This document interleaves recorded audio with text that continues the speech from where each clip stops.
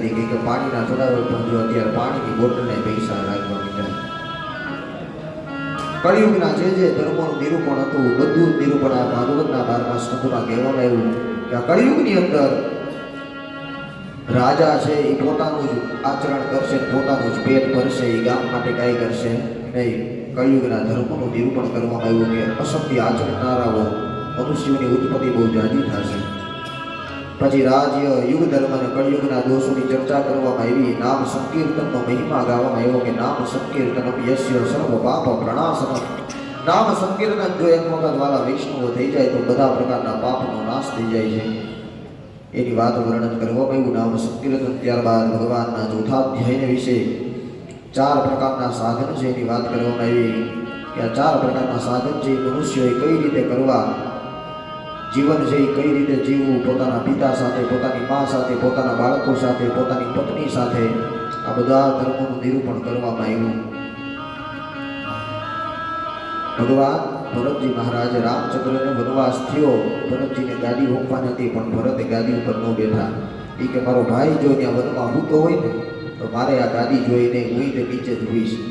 પોતાની નગરીમાં ન ગયા, બહાર પોતાએ વનકળ વસ્ત્રો પહેરી ધારણ કરી અને જ્યાં સુધી કે મારો ભાઈ રામ ન આવે ત્યાં સુધી કે હું એની રાહ જોઈશ. જ્યારે એ આવશે ને મને લઈ જાય ત્યારે જ હું આ અયોધ્યામાં પ્રવેશ કરીશ. વિચારો, આને ભાઈના ધર્મો કહેવાય.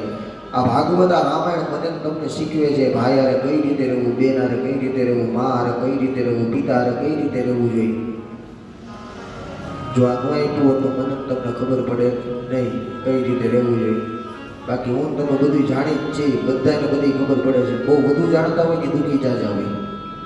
જેને બહુ વધારે ખબર પડે ને અમને બધી ખબર પડે છે પણ એ જ દુઃખી હોય. જેને બહુ જાજી ખબર પડી ગઈ હોય, જેને ઓછી ખબર પડે ને એ સુખી હોય. ભરત મહારાજ જ્યાં સુધી રામચંદ્ર પોતાના પત્ની સીતાજીને ભગવાન લક્ષ્મણ મહારાજ ન આવ્યા ત્યાં સુધી અયોધ્યાની અંદર એને પ્રવેશ ન કર્યો કે હું આજે નહીં, કાલે નહીં, જ્યાં સુધી મારો ભાઈ, મારી ભાભી, મારો બીજો ભાઈ લક્ષ્મણ નહીં આવે ત્યાં સુધી અયોધ્યામાં હું પ્રવેશ નહીં કરું. આ બાજુ રામ જ્યારે વનમાં જતા હોય ત્યારે એની પાછળ ભરતને ખબર પડે કે આને તો મારી માએ આપી દીધી વનવાસ. ભરતે ગયા એની પાછળ. અનેક લોકો રોકે છે તમારી ત્યાં ન જવાય, કેમ કે ના પડી હતી રામ અને લક્ષ્મણે કે ભરતજી આવે તો એને આવવા દેતા નહીં. કારણ કે એને ખબર પડે કે કાંટાવાળા રસ્તામાંથી જો મારો રામ ગયો છે, એના ચરણ કેવા કોમળ હતા, આ ચરણમાં કાંટા રહી ગઈ છે તો મારા રામને કેટલું દુઃખ થયું હોય છે. એ વિચાર કરે છે કે મારા રામને જો આટલું દુઃખ થયું હોય તો ભગવાન રામ એ વિચાર કરે મારા ભરતને કાંટો લાગવા દેવો નથી. જો ભરતને કાંટો લાગી જાય તો એ આ કાંટાનો દુઃખ છે એ સહન નહીં કરી શકે. માટે રામ અને લક્ષ્મણ જે બે ભાઈ મોટા હતા, ભરત અને શત્રુઘ્ન નાના હતા.